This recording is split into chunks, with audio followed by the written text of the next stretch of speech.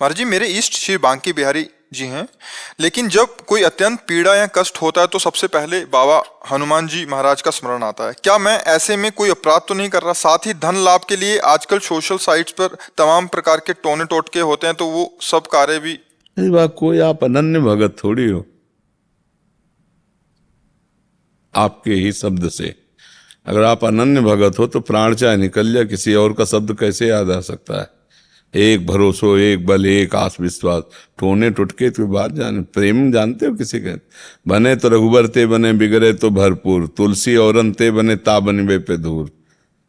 तो साधारण भक्ति की साधारण भावनाएं ये तो चलेगा, लेकिन आप अनन्य शब्द बोलते कि बांके बिहारी के अनन्य, तो फिर नहीं, फिर कड़ुआ फिर हम बोल देंगे कि पातिव्रत धर्म व्यभिचारिणी में बहुत अंतर होता है।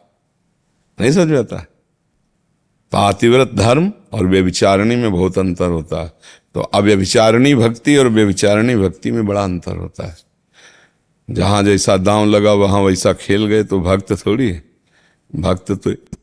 भक्त की स्थिति तो ये कि अगर हमारे इष्ट से बनता है तो ठीक है, और नहीं बनता तो चाहे हमारे सर्वस्व का नाश हो जाए, हम किसी और से नहीं।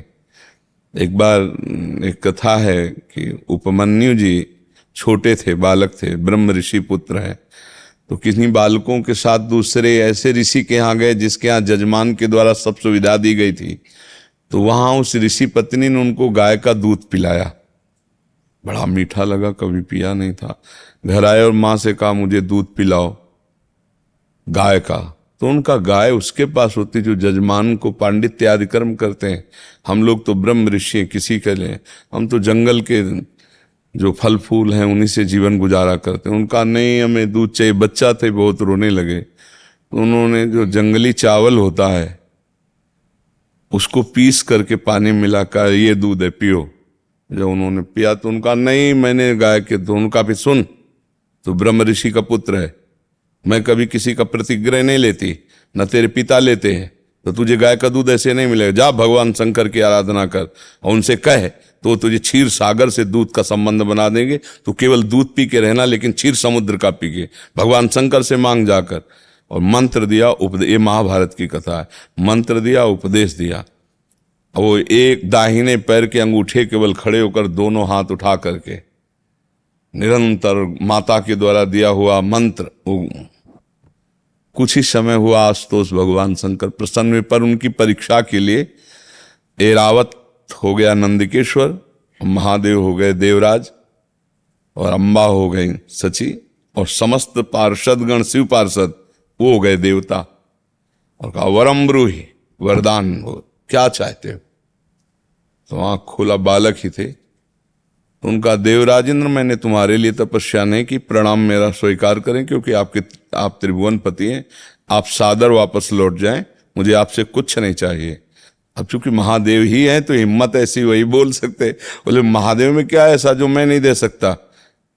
आप उनके पीछे क्यों पड़े? आपको जो चाहिए मैं आपको देता हूं। तो उनका सावधान, पहली बार हमने प्रणाम किया था, आप अतिथि की तरह सामने थे। दोबारा आप हमारे इष्ट के प्रति लघु शब्द बोले तो आप हमें ऐसा मत समझना, मैं ब्रह्म ऋषि बालक हूं, मैं तुमको भी भस्म कर सकता हूं अभी।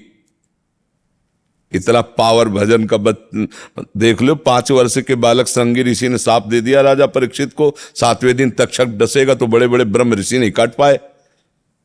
अब वो देवता हो तो डर जाए। भगवान शिव तो फिर शुरू कर दिया भगवान शिव की निंदा कि कपालों मुंडों की माला पहनते हैं और चिता की भस्म लगाते, तुम उनके पीछे क्यों पड़े हो? तो तुरंत हाथ में जल लिया, घोर मंत्र का उच्चारण किया।